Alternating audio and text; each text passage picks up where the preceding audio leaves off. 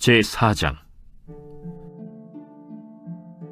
예수께서 다시 바닷가에서 가르치시니 큰 무리가 모여들거늘 예수께서 바다에 떠있는 배에 올라앉으시고 온 무리는 바닷가 육지에 있더라. 이에 예수께서 여러 가지를 비유로 가르치시니 그 가르치시는 중에 들으라. 씨를 뿌리는 자가 뿌리러 나가서 뿌릴새 더러는 길가에 떨어짐에 새들이 와서 먹어버렸고 더러는 흙이 얕은 돌밭에 떨어짐에 흙이 깊지 아니하므로 곧 싹이 나오나 해가 돋은 후에 타서 뿌리가 없으므로 말랐고 더러는 가시떨기에 떨어짐에 가시가 자라 기운을 막음으로 결실하지 못하였고 더러는 좋은 땅에 떨어짐에 자라 무성하여 결실하였으니 30배나 60배나 100배가 되었느니라. 들을 귀 있는 자는 들으라.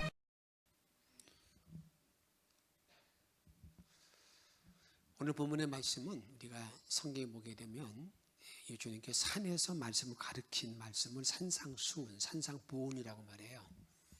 근데 오늘 마가복음에 보면 예수님께서 이 갈릴리 호숫가, 바닷가지만 호숫가죠. 호수죠. 넓은 호수인데 그 호수에 배를 띄우고 그 배에 앉아요. 그러니까 그 바닷가 가에 쫙 사람이 이렇게 쭉 앉아 있는 거예요. 그런 자리에서 말씀을 이렇게 전하는데 1절에 보게 되면 이렇게 말씀이 있죠. 예수님 곁에 큰 무리가 있었다. 큰 무리. 그러니까 예수님이 다니는 곳에 언제든지 누가 따라다닙니까? 많은 무리들이 같이 동행하는 거예요. 이게 따라다닙니다. 그러니까 이 해변본이라는 곳을 통해서 우리들이 예수님이 이렇게 쭉 예수님이 다닐 때마다 예수님을 따라다니는 많은 무리들이 있었는데 그 무리들은 어떻게 구별하는가? 도대체 무엇로 키로 구별하는가? 아닙니다. 그 무리들을 구별하는 내용을 성경에 보게 되면 한번 따라합시다. 들을 귀로 들을 귀. 이 들을 귀를 가지고 무리들을 성경은 구분한 걸 보게 됩니다. 그 한 부류의 무리들은 어떤 무리냐면 허다한 무리. 그냥 예수님이 가실 때마다 구름대 같이 몰려드는 그러한 숫자들이죠. 여러분들이 남자들만 먹는 그 오병이어에 먹으면 5,000명을 먹었는데 남자들 위에 더 따지면 얼마나 되겠어요? 엄청난 숫자잖아요. 그 거대한 무리가 예수님을 따라다니는 허다한 무리. 그 허다한 무리들에게는요, 단지 눈에 보이는 것에만 관심이 있는 거예요. 땅에 있는 것만 관심이 있는 거죠. 내가 먹고 사는 모든 문제, 내 병든 모든 문제들만 해결하기 위해서만 물러나는 그러한 무리들이라고 말할 수 있습니다. 또한 무리는 어떤 무리가 있냐면 예수님의 사역을 마치시고 난 다음에 승천하십니다. 그 승천하실 때에 그때에 500여 성도가 예수님이 하늘로 올라가신 걸 다 보았어요. 내가 올라간 그대로 내려오리라 이 말씀을 들었던 500명의 무리들, 500 형제들이 있는 거지요. 그리고 난 다음에 또 성경은 말할 때에 마가의 다락방에서 120명 성도들, 예수님께서 예루살렘을 떠나지 말고 내가 약속한 걸 기다리라는 말씀을 붙들고 그들이 모여서 기도하는 120명의 성도, 이런 사람이 있었다는 것을 말합니다. 이들은요, 오순절의 능력을 체험합니다. 그걸 다른 말로 말하면 성령 세례를 받은 무리들입니다. 그러니까 성령 세례를 받고 이제 주님의 참된 제자로서 초대교회 큰 역사를 일으키는 데 함께 동참했던 무리들, 이런 무리가 있다 그 말입니다. 그 다음에 성경에 보게 되면 또 하나의 무리들이 있는데 그 무리가 누구냐면 우리가 70인의 무리들, 70인의 전도대들이죠. 예수님이 그들을 70명을 세우셔서 각지로 가서 복음을 전파하도록 이렇게 파송합니다. 그들이 전도하고 난 다음에 전도복 할 때 보게 되면 대단한 보고를 하잖아요. 막 깜짝 놀라서 막 자랑스럽게 우리가 나가서 전도할 때 막 귀신이 쫓겨나갔습니다. 그 다음에 막 병이 나았습니다. 그런 얘기를 합니다. 그때 예수님께 하신 말씀이 야 나도 다 안다.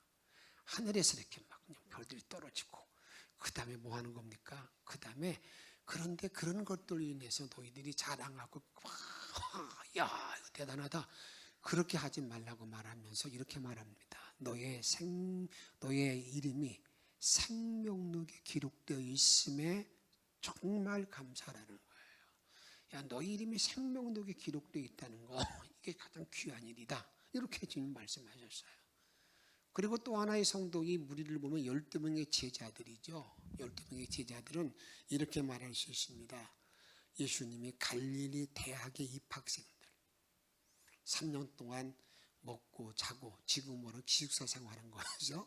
예수님이 함께 3년 동안에 거의 이렇게 같이 따라다니면서 교육받고 무슨 말씀 듣고 난 다음에 모르면 선생님 랍비어 이게 무슨 말입니까? 오늘 본문도 그렇게 말하고 있습니다. 이 씨 뿌리는 비유를 딱 말하고 났는데 여러분 제자들은 이게 무슨 말인가 벙 쪘어요.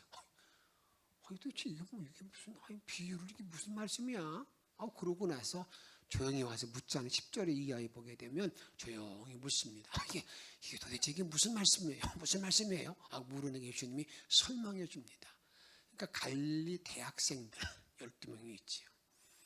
그들은요. 그런데 이 12명의 제자들 가운데에도 여러분이 허다한 무리에 속한 자가 있었음을 성경은 말합니다. 그게 누구예요? 가룟 유다죠. 가룟 유다는 예수를 팔아넘기는 그런 사람입니다. 근데 예수님은요, 이 무리를 저어서 다닐 때 그 중에 12명만 재워놓고 난 다음에 그들과 계속 상대하는 게 아닙니다. 예수님께서 이렇게 모든 그 공동체를 다스렸던 방법을 잘 보게 되면 그 중에서 핵심 멤버 세 사람을 딱 정합니다. 베드로, 야고보, 요한 이 세 사람을 딱 정해서 그 세 사람은요 특별 교육시킬 때 데려갑니다.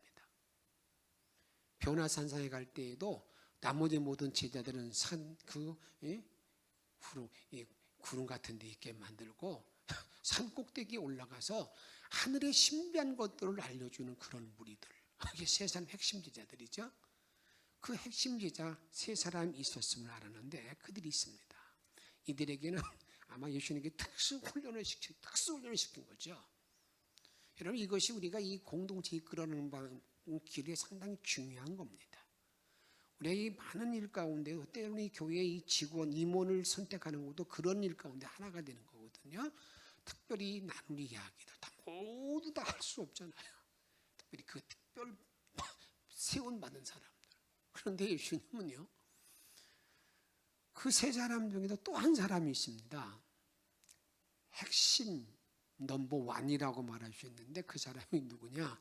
그 사람이 사도 요한입니다. 사도 요한은 주님을 사랑한 사람이다 이렇게 말합니다.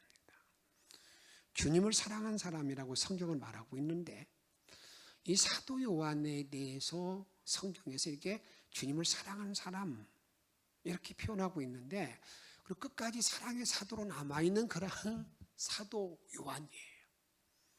그런데 그 사람이 그럼 어떤 성품을 가지고 있었는가? 여러분 쉽게 표현하면요. 예수님 만날 때만 해도 성질이 개떡 같은 그런. 그래서 별명을 보아하게 우레의 아들. 막 화는 막 그냥 뭔가 이렇게 그런 자기 주장이 강한 사람이었던 요한. 그런데 이 요한이 예수님을 만나고 변화됐다는 거예요. 왜 예수님께서 이 사랑하는 제자라고 요한을 말했을까?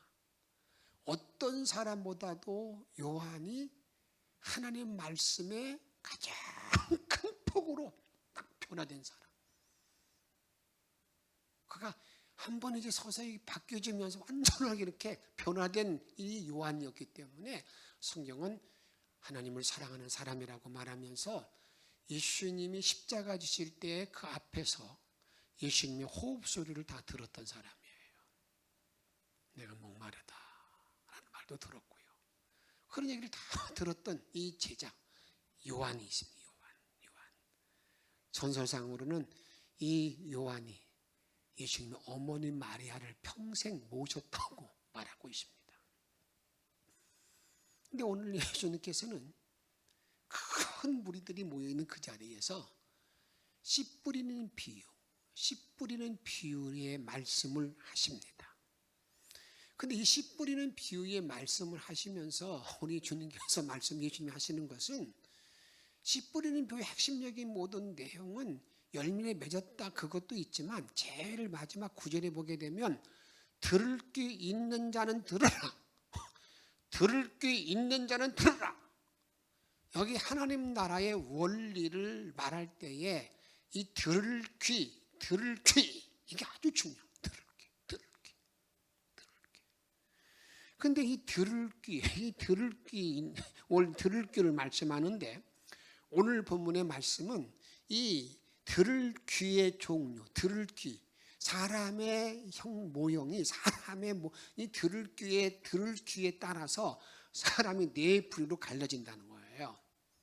어떤 귀는 어떤 귀가 있느냐? 길가에 귀가 있어요. 돌밭에 귀가 있어요.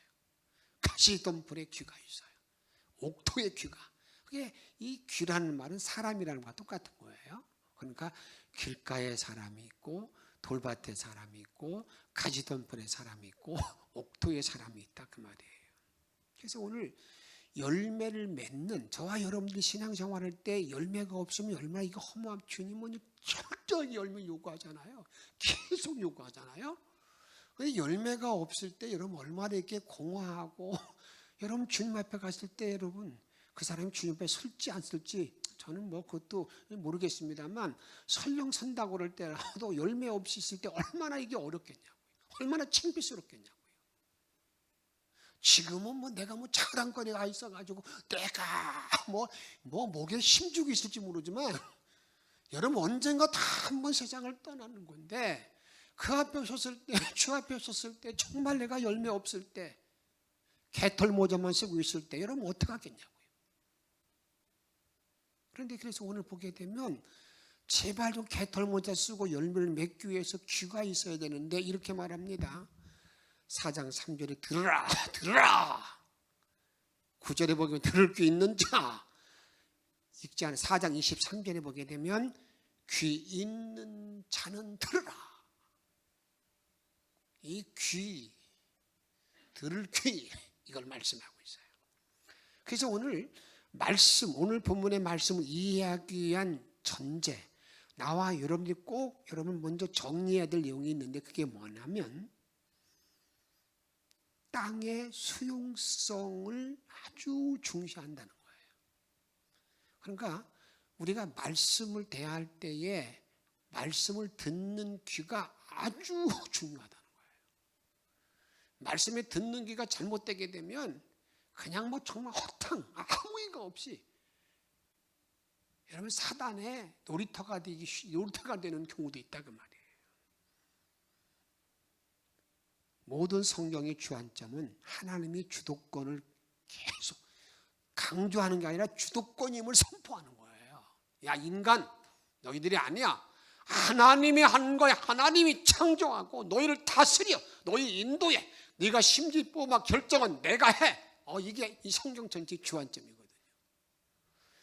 그런데 그 말씀 받는 인간의 마음의 상태, 땅의 수용성에 따라서 열매를 맺기도 하고 맺지 못하기도 한다 그 말이에요. 내가 들을 기회에 그 수용성에 따라서 내가 열매를 맺기도 하고 맺지도 않는 그런 결과를 난다 그 말입니다. 이것을 요한복음 1장 12절에 보면 이렇게 말합니다. 같이 읽습니다. 영접하는 자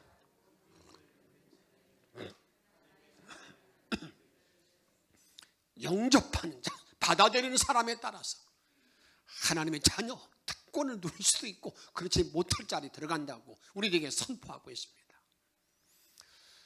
예수님께서 고향을 방문했어요. 예수님이 나신 곳 그 고향을 방문하니까 예수님 고향을 방문할 때 그 전에는 가는 곳곳마다 큰 무리가 따라다니면서 막 그냥 예수가 이렇게 그런데 고향에 가니까 냉랭해요. 왜냐하면 예수의 본래 모습을 알잖아요. 목사의 아들 요셉의 아들인데 어머니는 마리아고 그 형제는 누구인데 그러니까 그 말씀을 전해도요 그 말씀이 어떤 이 귀가 산란스러운 거예요. 복잡한 거예요. 말씀을 듣더라도 아니 마리아의 아들인데 말이야. 그런 생각이 든단 말이에요. 그래서 성경이 이렇게 말합니다. 6장 3절 읽습니다. 시작. 이 사람이 마리아의 아들 목수가 아니냐?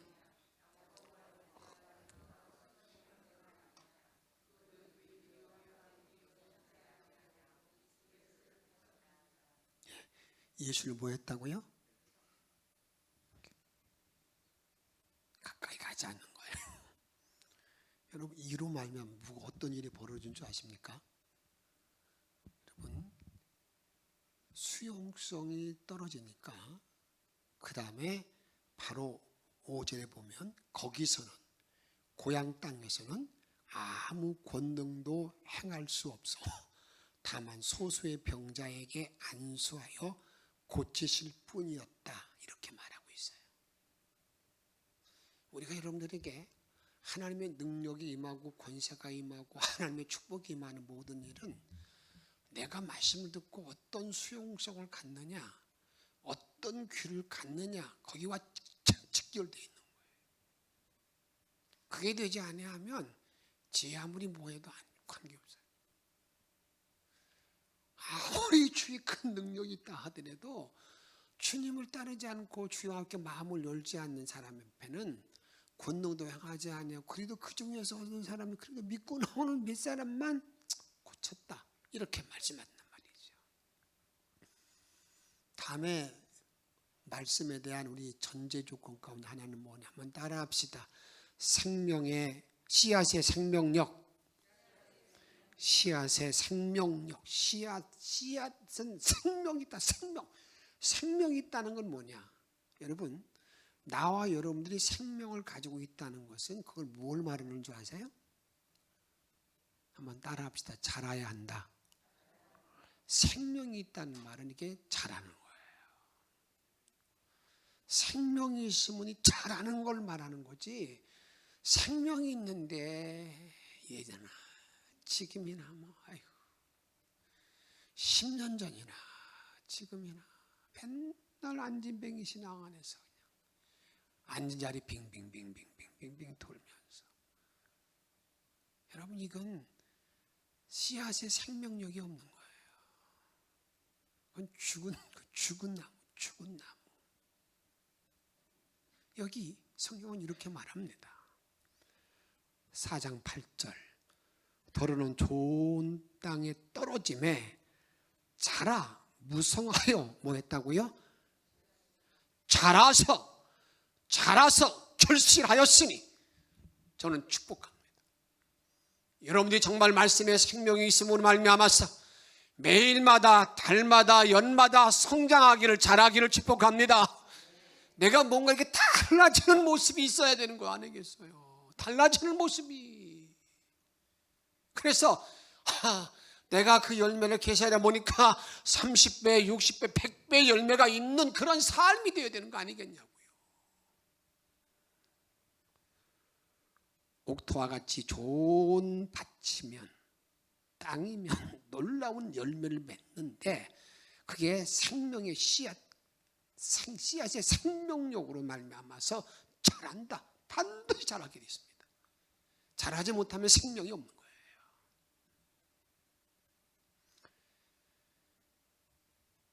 예수님이 이 땅에 오신 이유가 뭐예요? 성경은 이렇게 딱 정리합니다. 하나는 생명을 얻게 주고 풍성케 하려 함이라. 이게 주님 오신 목적이에요. 생명. 그 생명 때문에 전도가 있는 거예요. 생명. 영생, 생명. 풍성케 한다는 게 뭔지 아세요? 이 땅에 있는 동안에 좀 넉넉하게 살아가라는 거예요. 이게 주님이 우리에게 주신 이 오신 목적이에요. 그러니까 어떻게 보면은요, 내가 이렇게 예수를 정말 믿고 이런 풍성한 가운데 거해야 되는데 그렇지 못하면 자기를 잘못 돌아볼 줄 알아야 되는 거예요. 왜 매일 꼬이는가? 요한복음 10장 10절 말씀 읽습니다.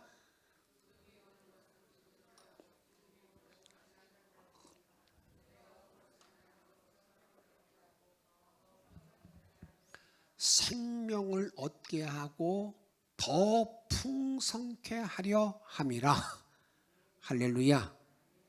이 사실을 분명히 믿으시고 이 역사가 영적인 생명도 계속 자라는 거예요.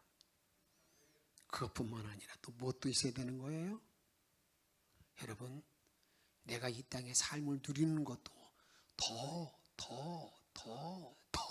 계속 풍성해지는 것. 그게 주님이 오신 이유인 것을 우리에게 말씀하고 있어요.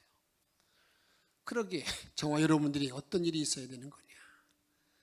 생명을 얻고 더 풍성한 삶을 누리기 위해서는 묵은 땅을 묵은 땅을 갈아엎어야 돼요. 묵은 땅을 갈아엎지 않고 거기서 뭐 잘한다? 아닙니다. 내 옛날 습관 그대로 못된 거 가지고 있으면서 거기서 꽃이 피기를 바라고 기도하고 아무리 애를 써도 주님은 땅 먼저 바꿔. 땅 먼저 바꾸라니까. 이게 주님이 하신 일이에요. 여러분 오해하지 마세요. 그냥 버릴 걸 붙들고 그냥 붙잡고 있는 안타까운 모습. 다 버려서 있어야 될 거 버리지 못하고 그냥 쌓아놓고 여기 쌓아가지고 적태돼가지고요 이제. 호세아 10장 12절 읽습니다. 시작. 너희가 자기를 위하여 공인을 심고 너희 먼 땅을 기경하라.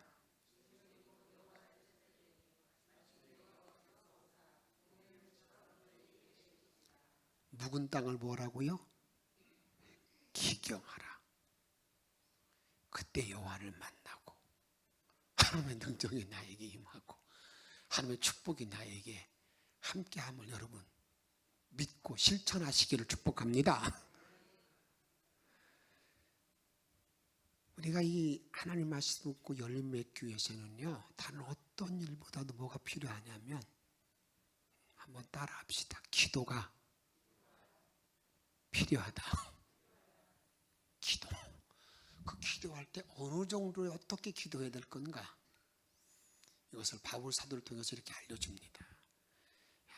에베소 3장 14절 말씀 보면 이름으로 내가 하늘과 땅에 있는 각 족속에게 이름을 주신 아버지 앞에 잘 보세요. 하나님 앞에 어떻게 기도합니까? 무릎을 꿇고 비노니 주님께 완전히 굴복하고 무릎 꿇고 주께 구하는 거예요. 무릎 꿇고. 근데 무릎 꿇고 기도할 때에 내가 열매를 맺기 위해서 무슨 도대체 내가 무릎 꿇고 간절히 기도하는데 어떤 내용을 가지고 기도해야 될 건가? 그 기도의 내용에 대해서 이렇게 말합니다. 속 사람의 강건. 속 사람의 강건이라는 것은요 마음이 든든해지는 거예요. 마음이 든든한 것. 유동치지 않는 거죠. 이것을 이렇게 말합니다. 에베소 3장 16절 그 영광의 풍성함을 따라 그의 성령으로 말미암아 너의 속사람을 능력으로 강건하게 하시오며. 이 속사람의 강건은 어디서부터 오는 거예요? 성령님이 임재하셔서 나를 움직여야 내가 이 속사람이 강건해지는 거예요. 내가 세상의 지식을 가지고 그렇대 아닙니다. 성령님이 움직여 주셔야 내가 든든하게 해서 간다. 다면 뭘 또 기도하는 거냐? 그리스도가 내 마음속에서 뿌리를 내리도록. 그 말이 무슨 말인지 아세요? 그리스도가 뿌리를 내린다는 말의 의미는요 예수님을 내 안에 모시고 그냥 어떤 사람은 예수님을 밖에 핑계쳤다가 그냥 발로 찼다가 어떤 때는 또 안에 모셨다가 좀 내가 필요하면 또 모시고 그런 사람이 많아요. 어느 사람은 별장처럼 예수님 모시는 사람도 있고요. 감옥에 가둬두는 사람도 있고요. 그래요. 그래서 그래서 뿌리를 탁 내리는 것은 어떤 일이 있더라도 예수가 탁 내 심령에 뿌리를 내리고 있도록 그걸 위해서 기도하는 거예요. 그렇게 정말 기도하길 원하시는 분은 아멘. 정말 그걸 기도하시겠어요? 보십시다. 야, 에베소서 3장 17 읽습니다. 시작. 믿음으로 말미암아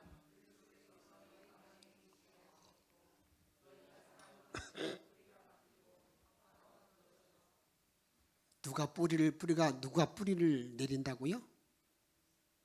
예수가. 그래서 내 안에 뿌리가 내려져 있어. 어떻게 여러분 지금 내가 봐도 내 마음속에 내 심령 속에 그래서 다 뿌리를 내리고 있어요? 그래서 그 뿌리를 내리기 그 일을 위해서 기도하라는 거예요.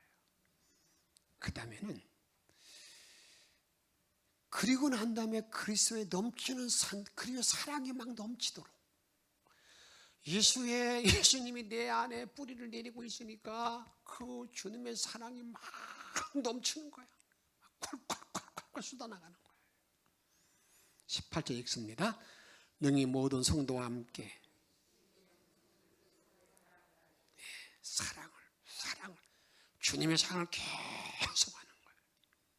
그래서 하나님의 충만함으로 채워지도록 하나님의 충만함으로 내가 채워지도록. 여러분 이 정도 되면 여러분 어떻게 좀 걱정될 게 없겠잖아요. 하나님의 충만함으로 채워지는데 한번 보십시다. 19절 읽습니다. 시작. 그 너비와 어떠함을 깨달아 하나님의 모든 충만한 것으로 너희 안에 충만하게 하시기를 구하노라. 하나님의 충만하심으로 너의 심령 안에 채워지기를 내가 구하노라 기도하노라. 할렐루야.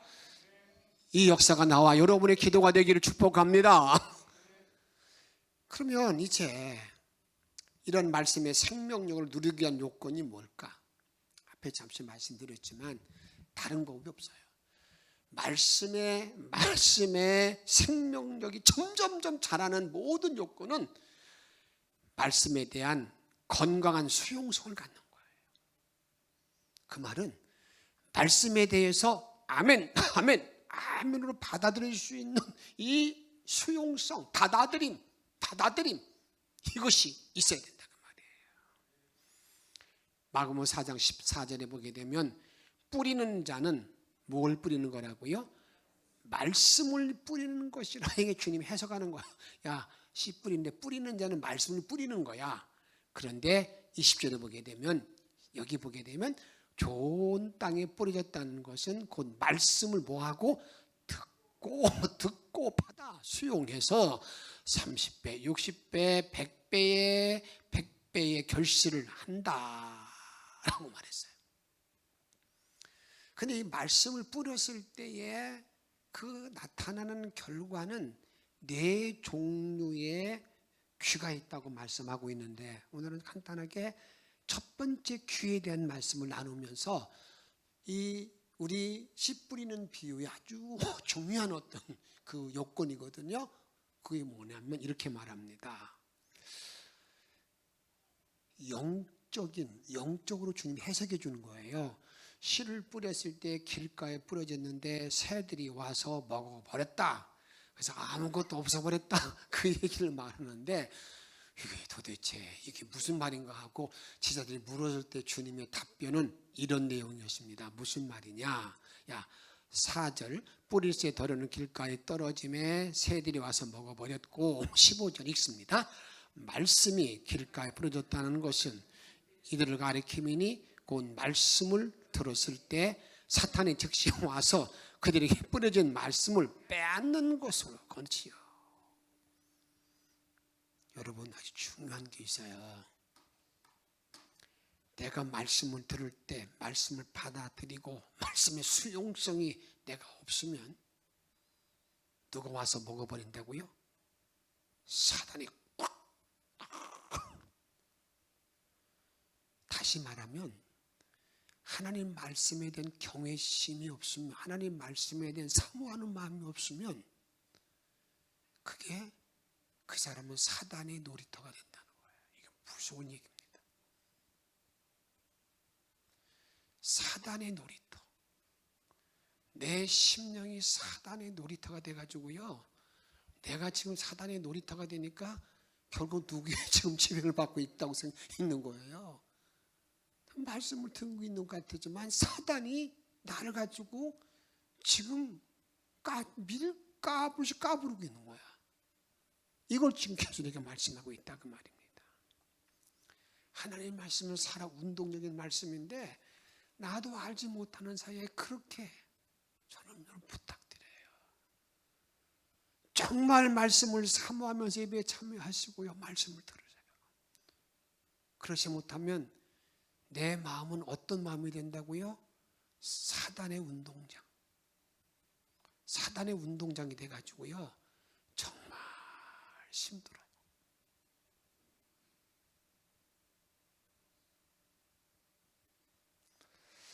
근데 여기서 우리가 알 게 뭐냐면 하나님께서는요. 씨 뿌리는 비유를 통해서 씨 뿌림에 하나님의 정책, 섭리가 있다는 거예요. 그 중에 하나가 뭐냐면 우리 예수님, 우리 하나님은 씨를 뿌릴 때의 제일 첫 번째 정책이 뭐냐면 작고 미천한 씨를 심는다는 거예요. 완성품을 심는 게 아니에요. 나에게 거목을 심어 놓는 게 아니에요. 아주 보일랑말랑한 씨를 딱 뿌려놨어요. 그래서 이것을 마태복음 13장 31절에 보게 되면 읽습니다. 시작.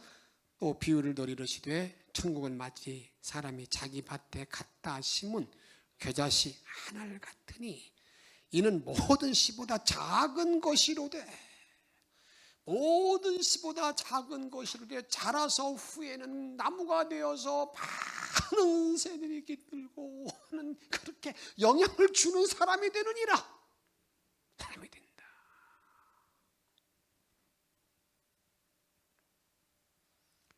그 씨가 자라서 그러니까 하나님은요 작은 씨를 딱 뿌려놓고 그 씨가 막 자라기를 바라는 거예요. 절대 하나님은 완성품 심어놓지 않습니다. 그 다음 작은 것이.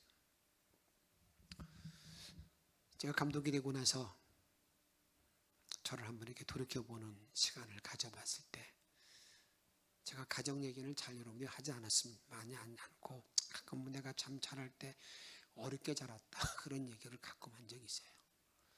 나를 바꾸어 와서 하나님께 나에게 이렇게 대접할 수 있도록 이렇게 풍성한 마음을 주셨다는 말씀을 드렸는데 제가 충남 서청 한산면 원동 32번지에 태어났을 때 저 위에 형님 두 분, 누나 두 분이 계셨어요. 제가 태어났을 때 제 바로 위에 형님하고 제가 6살 차이니까 그 애들은 차이가 더 많잖아요. 더 많이 있는데 정말 제가 지금 생각해 보면 이렇게 표현하면 맞을 겁니다. 그냥 빌어먹는 가정. 빌어먹는 가정에 태어났어요. 나중에 후에 와서 보니까 저희 큰 누나는 그다지 국민학교도 졸업하지 못하고 그 당시에는 식모지요. 가정부 가서 이 서울 어디 그 당시 서강대 교수였던 그분 가정에서 가정부 생활을 했어요. 저희 큰형님은 그래도 이제 시골에서 그렇게 하다가 그러잖아요. 아들 하나 잘 키우려고 하는 마음 때문에 뭐 중학교 1학년 중퇴하고 객기가 생활했어요. 저는 잘 보지 못하고 제가 거의 그냥 상당히 오랜만에 거의 한 제가 고등학교 되었을 때 그때 형님의 얼굴을 봤어요. 못 봤어요. 두주 누나는 고등학교 졸업하고 이런 공순이했어요. 그 누나는 저를 위해서 그 공순이 하시면서 그래도 하나 동생 기른다고 그냥 뭐 이렇게 그 학습지 같은 거 사면 저는 그냥 그걸 다 그냥 저는 제 누나 볼 때마다 미안한 게 있어요. 제가 풀지 않았어요. 다 거의 다 버렸어요. 그런 모든 과정에 태어난 저 자신인데 초등학교 6학년 때 여름 성경학교에 가서 이제 마양 감독에 가서 복음의 씨를 그때 뿌려졌는데 저도 모르는 거죠. 지금만 생각해보면 그때 뿌려졌는데 거기에 자라고 또 자라고 이렇게 자라서 이제 서울연예의 최고 지도자가 되어져서 이게 서 있는 모습을 볼 때 하나님의 이 씨앗, 말씀의 씨앗이 이게 점점 자라게 하는 그런 것이구나. 여러분, 이게 하나님의 나에게 씨 뿌리는 자의 하나님의 방법이에요. 나에게 뿌려진 작은 씨앗 하나도요, 그게 점점 자라게 만든다는 사실. 그 일을 내가 잘 따라 정말 그런 모든 과정 가운데 따라가게 되면 나도 알지 못하는 사이 언젠가 여러분 꼭 기억하세요. 나에게 생명뿐만 아니라 이 풍성함을 내가 눈으로 분명히 봐요. 이런 그런 믿음을 가지고 내가 신앙생활을 해야 되는 거거든요. 그 다음에 하나님의 섭리는 뭐가 있느냐면요, 하나님께서는 내 밭이 있다 그랬는데 하나님이 전제하신 분이잖아요. 그러면 하나님께서 효율적으로 일한다고 그런다면 어디다만 씨를 뿌리면 되겠어요? 좋은 땅에 있는 사람의 씨만 뿌리면 계속 잘 열매 맺겠잖아요. 하나님은 그렇게 하지 않아요. 하나님의 방법은 비효율적이에요. 내가 드린 모든 노력에 대해서 열매를 많거든요. 하나님 정말 비효율적이에요. 그런데 이런 비효율적으로 운영하는 하나님의 방법이 이 엄청난 하나님의 은혜인 것을 여러분 아셔야 되는 거예요. 왜냐하면 옥토에 있는 사람에게만 씨를 뿌려서 구원받고 그 길을 안내한다고 그런다면 저는 나 같은 죄인이 주님을 받아들이고 생명 얻을 수 있는 길이 전혀 없는 거예요. 하나님은 정말 미련스럽게 이 땅에 있는 모든 사람들이 그렇게 다 종류가 다 이렇게 달라도 그런 모든 사람들에게 다 두드려서 씨를 뿌리는 가운데 뭐 하길 원하는 거예요? 나 같은 죄인 살리신 주 은혜의 놀라와 그 주님의 은혜를 받고 새롭게 변화되는 역사, 이걸 만드는 분이 누구냐? 그분이 하나님이세요. 하나님은 오늘 우리들에게 씨 뿌리는 비유를 통해서 하나님 나라의 원리를 정확하게 말씀할 때 주님은 작은 씨지만 비효율적으로 뿌려지지만 하나님의 나라를 이끌어 간다는 거예요. 이런 사실을 기억하면서 오늘 주신 말씀과 함께 우리 함께 찬양하십시다. 전능하신 하나님은 능치 못한 일이 전혀 없네.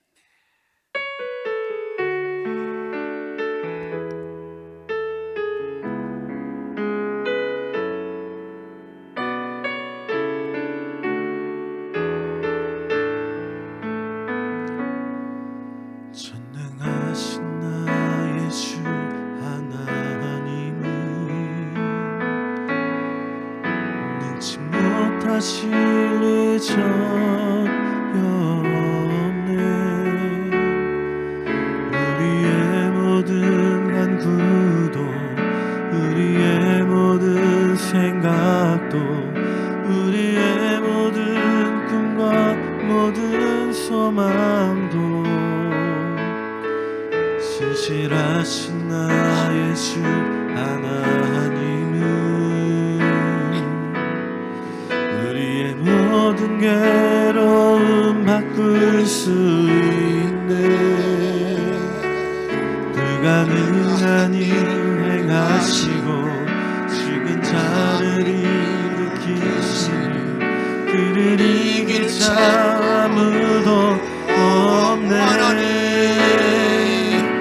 주의 말씀을 의지하여 깊은 곳에 금을 던져 오늘 그가 놀라운 일을 이루시는 것 보라. 주의 말씀을 의지하여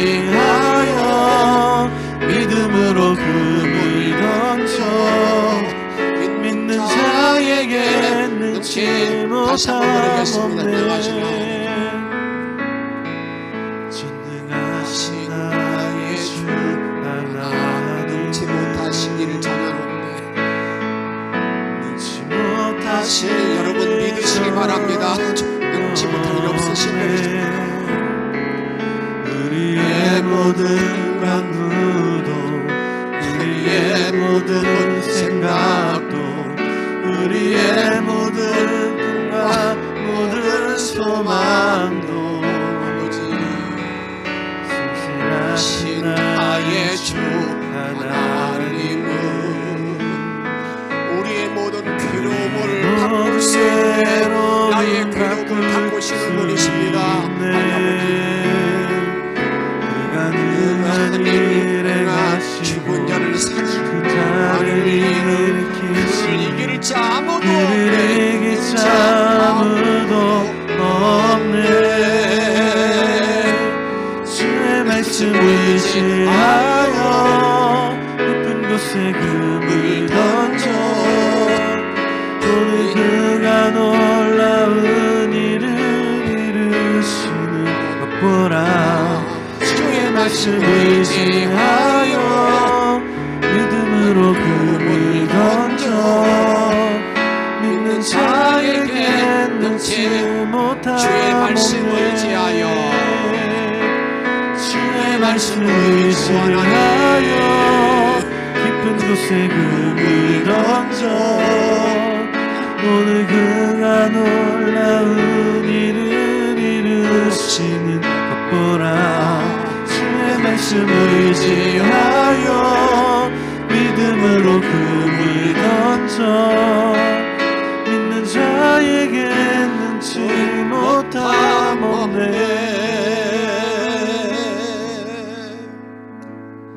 사랑 여러분, 나는 어느 무리에 속해 있는가를 기억하면서 오늘 주신 말씀 붙들고 기도하십시오. 함께 통성으로 기도하겠습니다. 생명의 주님을 오늘 날가를 응원해 주실 원합니다. 내가 이 땅에 사는 분을 응원해 주시옵시고 아버지는 천명자를 믿는 믿음을 하며 응원해 주셔서 천명자를 사랑하는 들어가기 원하는 줄로 있습니다. 아버지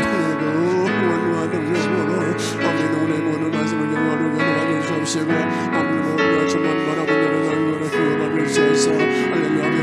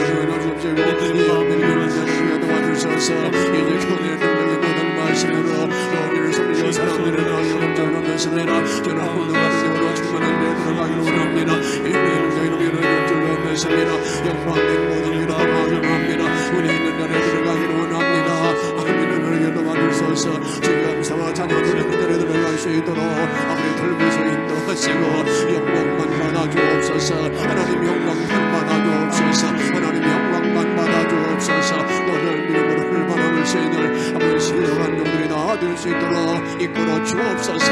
우리를 사랑하시는 예수님의 이름으로 간절히 기도하옵나이다.